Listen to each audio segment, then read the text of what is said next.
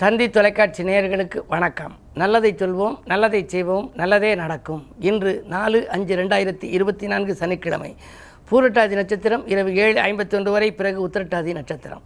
இன்றைக்கு நான் உங்களுக்கு சொல்ல இருக்கிற நல்ல கருத்து கணங்களின் வகைன்னு சொல்ல போகிறேன். பொதுவாக 27 நட்சத்திரத்தையும் 9 நட்சத்திரமாக 3 கணமாக பிரித்திருக்கிறார்கள். ராட்சச கணம் அப்படின்னு சொல்லி ஒரு 9, தேவகணம்னு சொல்லி ஒரு 9, மனித கணம்னு சொல்லி 9. திருமண பொருத்தம் வகையில் கணப்பொருத்தம்னு ஒரு பொருத்தம். அந்த பொருத்தம் கண்டிப்பாக இருக்கணும். கணப்பொருத்தம் நன்றாக இருந்தால்தான் குணப்பொருத்தம் நன்றாக இருக்கும் அப்படின்னு நான் சொல்கிறது வழக்கம். பொதுவாக திருத்தம் நிறைந்த பெண்ணாக இருந்தாலும் பொருத்தம் பார்த்து செய்தால்தான் வாழ்க்கையில் வருத்தம் இல்லாமல் இருக்கும்னு சொல்லி நான் தினத்தந்தியில் அடிக்கடி எழுதுவேன். காரணம் என்னென்னா, பொருத்தம் பார்க்குறதுல எல்லா பொருத்தமும் பார்த்தோம்னாலும் ரஜ்ஜு பொருத்தம் மாங்கல்யத்துக்கு பார்க்கணும், கணப்பொருத்தம் ஒற்றுமைக்கு பார்க்கணும், மகேந்திர பொருத்தம் புத்திரவர்த்திக்கு பார்க்கணும்.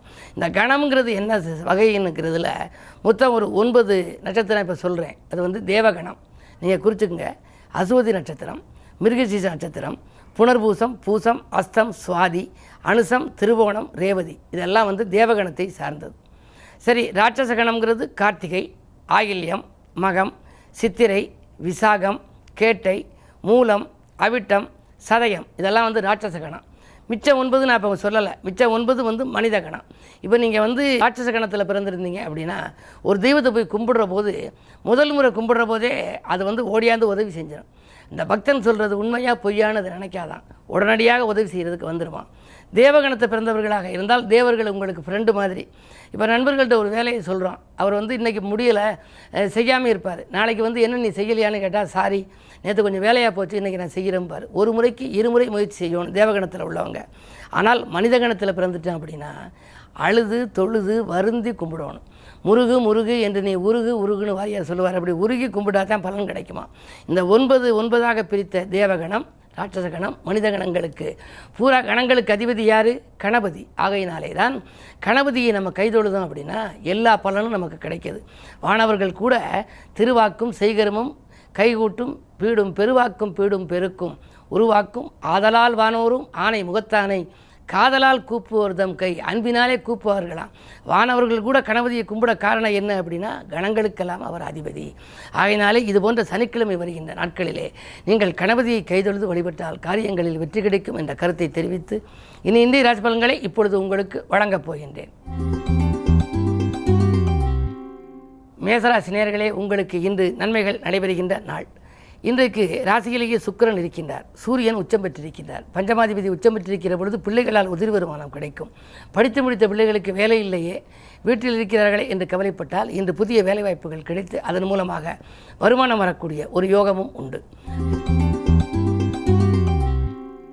ரிஷபராசி நேயர்களே, உங்களுக்கெல்லாம் குரு உங்கள் ராசிக்கு வந்துவிட்டார்.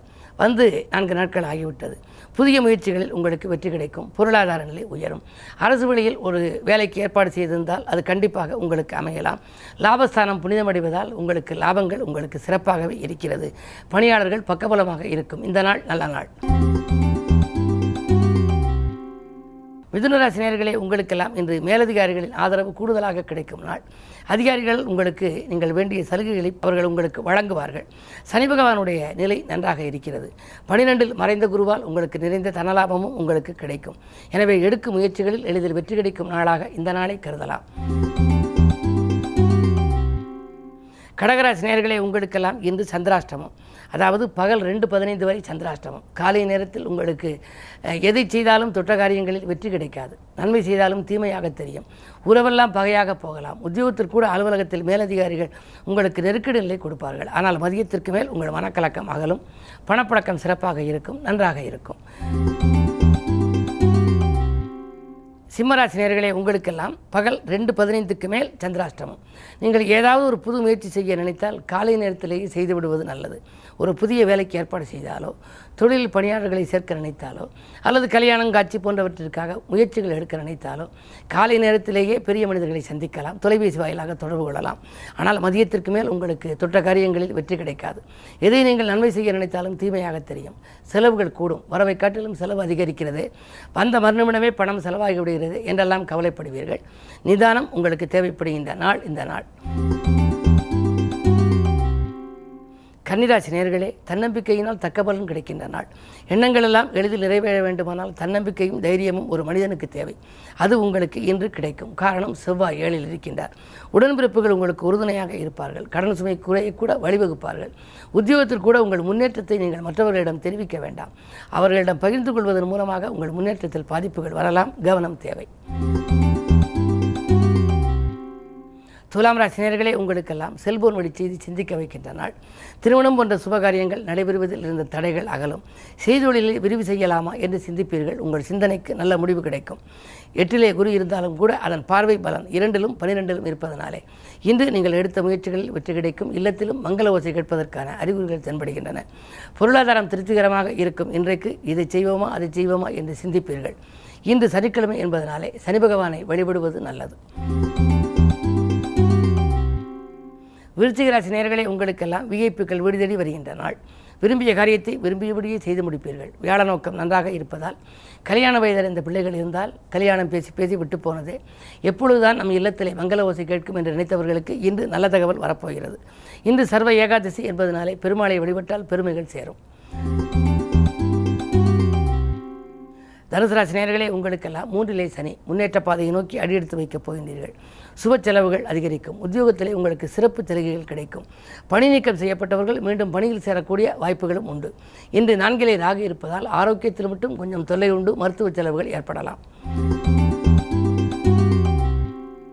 மகர ராசி நேயர்களே, குரு பார்க்கிறது. கவலைப்பட வேண்டியதே இல்லை.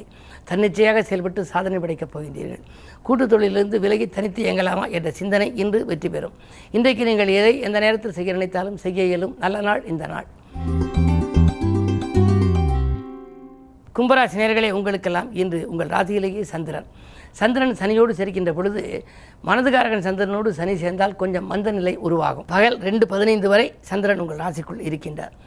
எனவே காலை நேரத்தில் உங்களுக்கு இதை செய்வோமா அதை செய்வோமா என்ற ரெட்டித்த சிந்தனை இருக்கும். பொதுவாக சந்திரன் ராசியில் இருக்கின்ற பொழுது எதிர்மறை சிந்தனைகளை நினைக்கக்கூடாது. நேர்மறை சிந்தனைகள் உங்களுக்கு நிச்சயமாக நடைபெறும். உங்கள் ராசிநாதன் சனி வலுவானவர். எனவே நீங்கள் எதை செய்ய திட்டமிட்டாலும் நீங்கள் அதை நினைக்க அது நிறைவேறும். உரியேற திரு ஏறும் என்பதனாலே உங்களுடைய நினைவுகள் எல்லாம் நேர்மறை சிந்தனைகளாகவே இன்று இருப்பது நல்லது. இந்த நாள் இனிய நாளாக அமைத்துக்கொள்ள அனுமன் வழிபாடும் உங்களுக்கு உறுதுணையாக இருக்கும். மீனராசி நேயர்களே, உங்களுக்கெல்லாம் இன்று பகல் 2:15 மேல் உங்கள் ராசிக்குள் சந்திரன் வருகின்றார். செவ்வாயோடு சந்திரன் சேர்கின்றார். செவ்வாய், புதன், ராகு, சந்திர மங்கள யோகம் இருக்கிறது. மங்கள யோகம் என்றாலே ஒரு மங்கள நிகழ்ச்சி இல்லத்தில் நடைபெற வேண்டும். எனவே கல்யாணம் பேசி பேசி விட்டு போனதே வரன்கள் வருமா வராதா என்று மிகவும் கவலைப்பட்டவர்களுக்கு இன்று நல்ல தகவல் கிடைக்கப் போகிறது. உடன்பிறப்புகளின் இல்லத்திலும் ஒரு ஒப்பற்ற ஒரு நல்ல காரியம் நடைபெறும். முன்னோர்கள் கட்டி சிதிலமடைந்த கோயில்களை புனருத்தராயணம் செய்து கட்டி அதற்கு குடமுழுக்கு விழா செய்யலாமா என்றெல்லாம் சிந்திப்பீர்கள். அதாவது ஆன்மீக செலவுகள் செய்யும் நேரம். அதே நேரத்தில் இன்று பகல் முழுவதும் உங்களுக்கு தொட்ட காரியங்களில் வெற்றி கிடைக்கும். துணையாக இருக்கும் நண்பர்களும் தோள் கொடுத்து உதவுவார்கள். இன்றைக்கு சனிக்கிழமை என்பதனாலே 7ரை சனியும் நடைபெறுவதனாலே சனி பகவானையும் வழிபட வேண்டும். அனுமனையும் வழிபட வேண்டும். எல்லாவற்றிற்கும் மேலாக ஆன்மீக பெருமானையும் வழிபடுவது நல்லது. மேலும் விவரங்கள் அறிய தினத்தந்தி படியுங்கள்.